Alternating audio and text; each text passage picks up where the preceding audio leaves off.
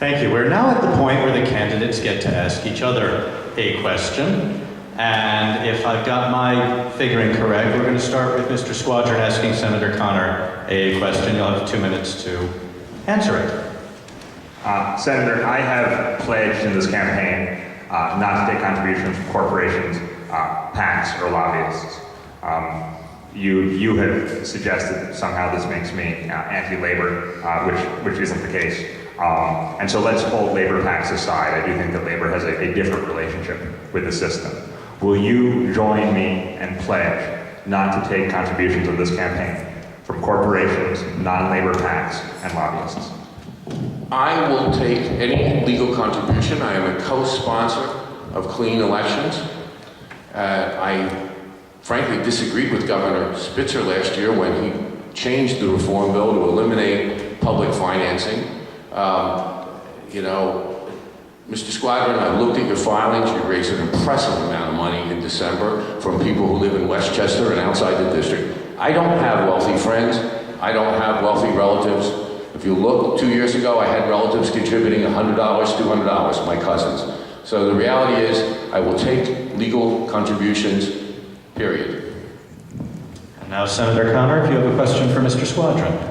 Yes, Mr. Squadron, what community activities, not paid political positions, what community activities have you done in our district in the few years that you've lived there? Well, thank you for asking that, and I love our community, I love our city. As you know, I'm a lifelong New Yorker, third generation New Yorker. My grandfather was raised in the district, so my roots in the district are deep. I'm very involved in my block association in my neighborhood. The things we've done are incredible. We formed, there was a development coming in Carroll Gardens, which is zoned totally inappropriately for what's going on, for the character of the neighborhood. And we're behind the wall on it. We came together, we tried to deal with a developer. We have really created the beginning of a great alliance. It's not just our block association, but a number of others. Carroll Gardens is an incredibly active and excited neighborhood. Paid political positions you can also learn something about what someone's doing.